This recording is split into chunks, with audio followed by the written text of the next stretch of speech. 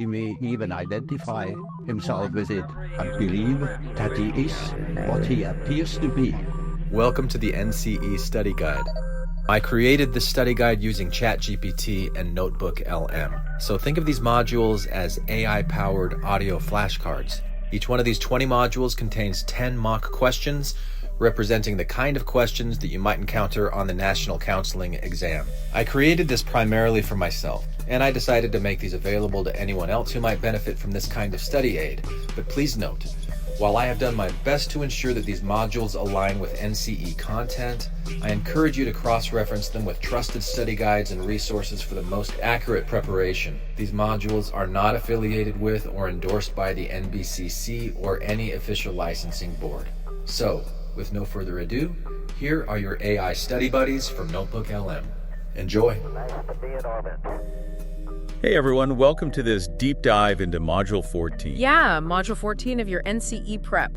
You know, think of it kind of like audio flashcards. That's a great way to put it. Yeah, to help you, not just answer the questions, but really, really understand. Yeah, and think about the concepts. Exactly. So you can walk into that exam with confidence. All right, so first question 131. It says, which type of counseling group focuses on providing information and teaching skills rather than processing emotional issues?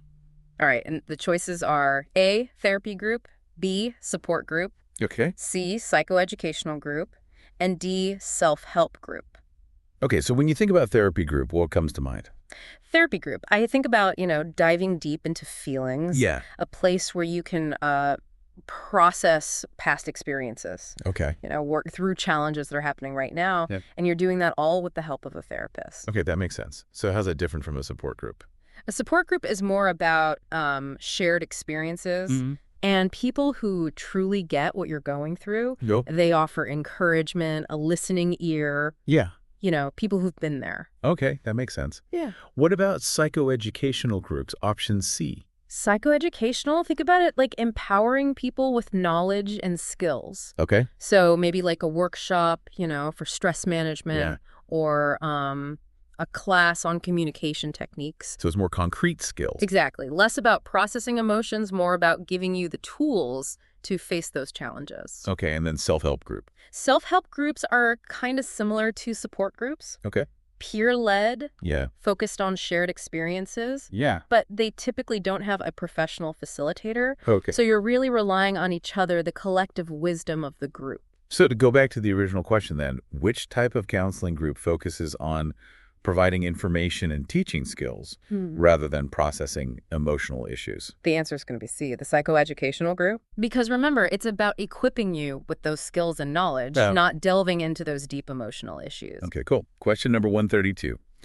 In which of the following situations would a counselor breach confidentiality? All right, your choices are A, client reports past illegal activity. Okay. B, a client threatens harm to another person. C, a client refuses to engage in treatment. Okay. And D, a client discusses an extramarital affair. Okay, this is pretty serious. Yeah. So when we think about reporting past illegal activity, is that something that would mean a breach of confidentiality? So confidentiality is, super important, like a foundation. Right. But there are exceptions. Past illegal activity might not necessarily warrant a breach. Right. Unless it's something that's causing ongoing harm. Right. Like to a vulnerable person, like a child. Okay, so there's some nuance there. Absolutely. And in those situations, you really want to consult with supervisors and be very careful to follow all the ethical and legal guidelines. Okay, that makes sense. What about a client who threatens to harm someone else? That's more clear-cut. Oh. If there's a credible threat, Yeah. then a counselor has a duty to protect and warn. Okay. And that might involve breaking confidentiality because you're trying to ensure that person's safety. Yeah. So it's a tough call. Right. But you're putting well-being first for everyone. Yeah, absolutely. What about if a client refuses to engage in treatment? That doesn't automatically mean you break confidentiality. Okay. It's really important to respect their autonomy, their right to make choices about their own care. You can still offer support and resources whenever it's appropriate. It's about respecting that decision. Exactly. Even if you don't agree. Yep. Okay, and then what about option D, a client who's talking about an affair?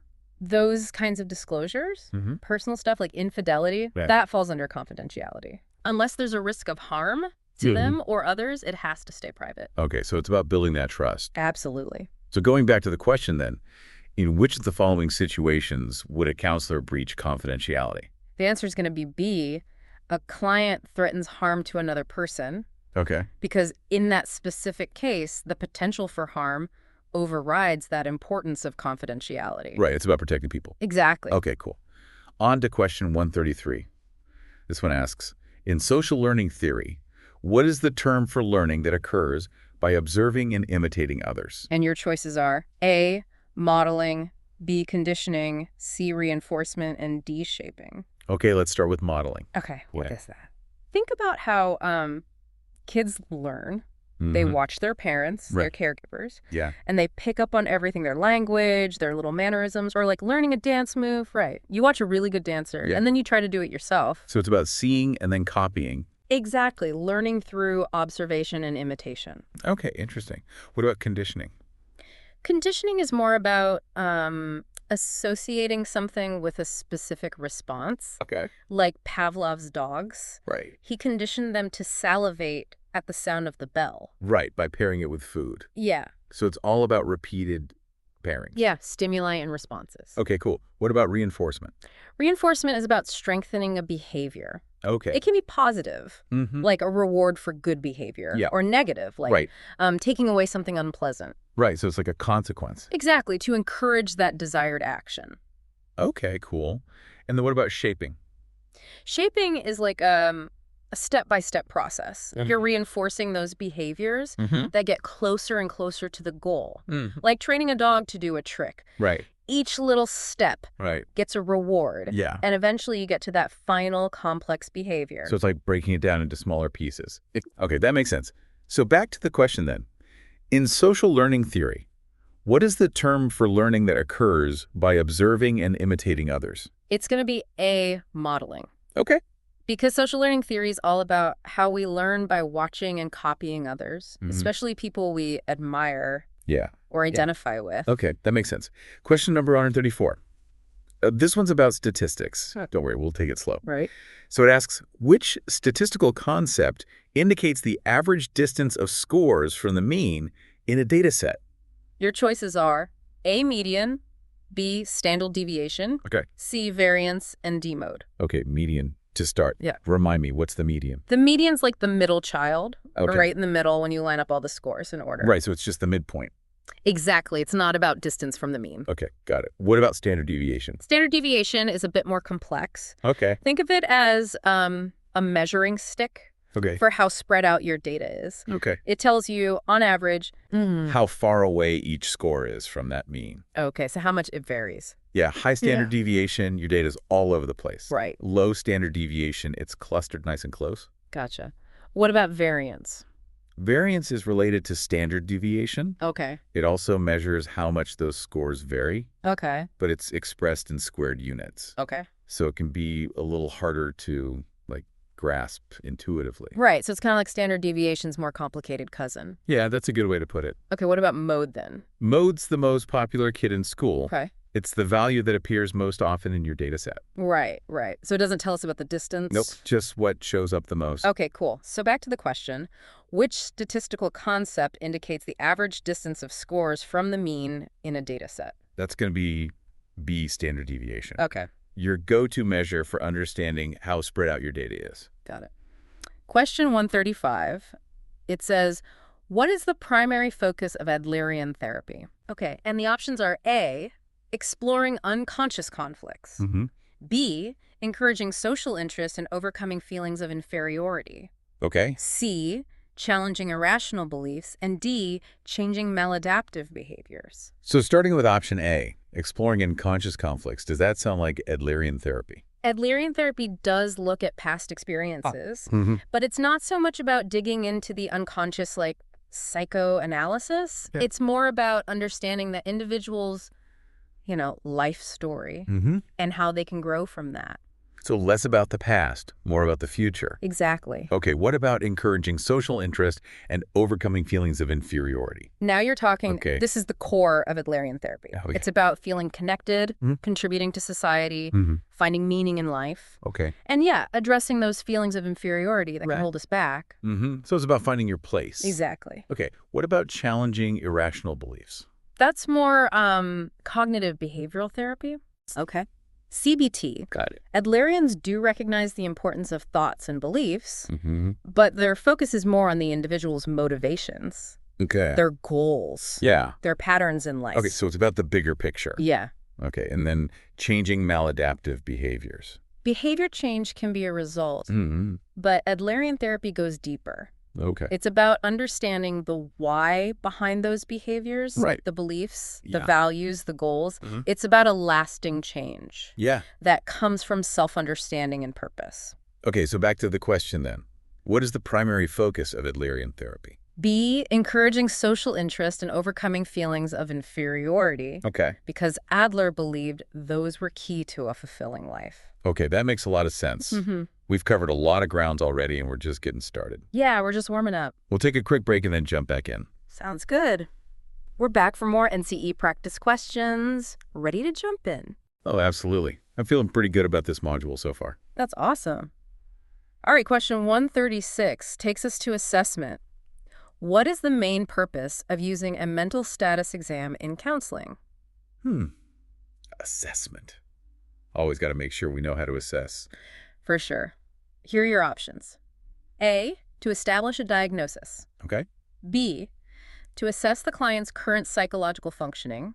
C, to explore the client's past experiences. And D, to create a treatment plan. So, to establish a diagnosis, Yeah. would that be the main reason to use a mental status exam? Well, a mental status exam can definitely give you valuable info. Right. That can help with diagnosis. Yeah. But it's not the only thing you use, right? Right, of course. You want to look at a lot of stuff like interviews, testing, Yeah. any other info you can get. Okay, so it's a piece of the puzzle. Exactly. What about to assess the client's current psychological functioning? Now we're getting closer. Okay. It's like taking a snapshot Mm-hmm. of their mental state right then and there. Okay. You're looking at things like appearance, mood, Thought processes, cognitive abilities. so how they're doing right now, in the moment. Exactly. Okay, to explore the client's past experiences. Does that fit? Past experiences are definitely important, Yeah. but the mental status exam is more about the present. Okay. What's happening right now? Okay, makes sense. What about to create a treatment plan? It can inform the treatment plan. Okay. It gives you data about their needs, the challenges they're facing, Right. but it's not the only thing you'd use to make a treatment plan. Okay. You'd want to consider their goals, their preferences, what resources are available. Doors. So back to the question, what is the main purpose of using a mental status exam in counseling?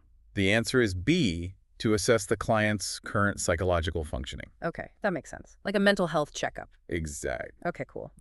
On to question 137. This one's about behavioral psychology. Which reinforcement schedule involves providing reinforcement after a fixed period, regardless of the number of responses? Here we go. A fixed ratio, B fixed interval, C variable ratio, and D variable interval. Reinforcement schedules. Yeah.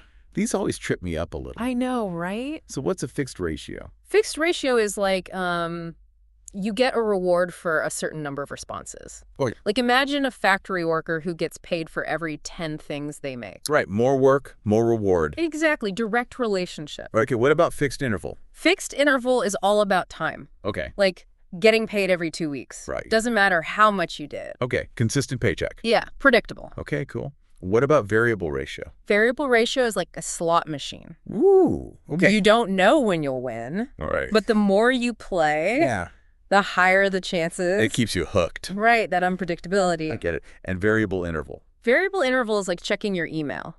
Oh, yeah. Sometimes there's a message right away. Mhm. Sometimes you got to wait, Yeah, but you keep checking. right, just in case. Yeah. So to go back to the question then, which reinforcement schedule involves providing reinforcement after a fixed period, regardless of the number of responses? That's going to be B, fixed interval. Okay. All about the time, Right. not how many responses. Okay, fixed time, fixed reward. What about question 138? This one asks, what is the term for the belief that one's own culture is superior to others? Important one. The options are A, cultural relativism, B, ethnocentrism, C, cultural competence, and D, acculturation. Okay, let's start with cultural relativism. What's that? Cultural relativism is about understanding different cultures from their point of view Okay. without judging them Right. based on your own values. So trying to see the world through their eyes. Exactly. Okay, that makes sense. Whitey. What about ethnocentrism? Ethnocentrism is kind of the opposite. Oh, It's yeah. when you think your culture's the best Right. and you judge everyone else based on your own standards. So it's like having tunnel vision. Yeah, pretty much. Right. What about cultural competence? Cultural competence. That's about working well with people from different backgrounds. Okay. You got to have the knowledge, the skills, Yeah. the awareness to appreciate those differences. So being sensitive to their experiences. Exactly. Okay. And lastly, acculturation. Acculturation is adapting to a new culture. Okay. You learn their customs, values, but you also keep parts of your own identity. So it's like a mix, a blend. Yeah, creating something new. Okay, interesting. So the question was, what is the term for the belief that one's own culture is superior to others? That's going to be B, ethnocentrism. Okay. It's a harmful mindset. Right. It can lead to prejudice and discrimination. Yeah, we definitely want to avoid that. For sure. Counselors got to be aware of their own biases. Right, right. Question 139 asks, in existential therapy, which concept refers to the anxiety that arises from freedom and responsibility? All right, let's dive into existentialism. A, isolation. B, angst. C, nihilism. And D, despair. Existentialism, always a bit of a mind trip. It is, isn't it? So isolation, what does that mean in this context? Isolation is a big theme in existential therapy. Okay. It's that idea that we're all alone, even when we're with others. Okay. We got to create our own meaning, Yeah. our own purpose, Yeah. and that can feel pretty isolating. Yeah, I can see that. What about angst? Angst is that deep unease Okay. that comes from realizing we have freedom, Mm. but also responsibility for our choices. So it's like the weight of all those choices. Yeah, it can be exciting, Right. but also scary. Yeah, definitely. What about nihilism? Nihilism is the belief that life has no meaning, no inherent purpose. A bit bleak. It's not specifically about that anxiety from freedom. It's Yeah. more about feeling empty. Like a void. Yeah. And finally, despair. Despair. Despair is feeling hopeless, Okay. like you've lost meaning. Yeah. It can happen when you face those existential anxieties, but it's not the anxiety itself. Okay, it's more like an outcome. Yeah, a potential consequence. So the question was, in existential therapy, which concept refers to the anxiety that arises from freedom and responsibility? That's going to be B, angst. Okay. That specific anxiety that comes with all those choices. The weight of freedom, I guess you could say. Exactly. Okay, and finally, question 140. Which counseling theory includes the concept of conditions of worth imposed during childhood? Here are your choices. A, psychoanalytic therapy, B, gestalt therapy, C, person-centered therapy, and D, behavioral therapy. Conditions of worth. What a phrase. It is. So psychoanalytic therapy, what do you think? Psychoanalytics all about those unconscious conflicts, early childhood stuff, Yeah. but I don't remember that term specifically. It's more about repressed memories. Right. How early relationships affect us. Okay, what about gestalt therapy? Gestalt's all about the present moment. Awareness. Right. Taking responsibility. Okay, so not really focusing on the past in that way. Right. So we're left with person-centered and behavioral. Tough choices. All right. So person-centered therapy is all about empathy, unconditional positive regard, creating that safe space for clients, Okay. and behavioral therapy. Yeah. That's more about changing what you can observe Okay. through techniques like reinforcement. So one's about inner experience, the other's more about action. Yeah, good way to put it. And thinking about those conditions of worth, Yeah. which one seems like a better fit, person-centered therapy really looks at those messages we get as kids. Right. Like, we're only loved if we do certain things. Yeah, that makes sense. And those messages can really affect our self-esteem. So the goal is to help clients break free from that. Right, to accept themselves. So Exactly. the answer is C, person-centered therapy. You got it. It's all about that unconditional love and acceptance. Okay, phew, we made it through all 10 questions. We did! I feel much more prepared for the NCE now. That's what we like to hear. Remember, keep learning, keep asking questions. I will, for sure. 3.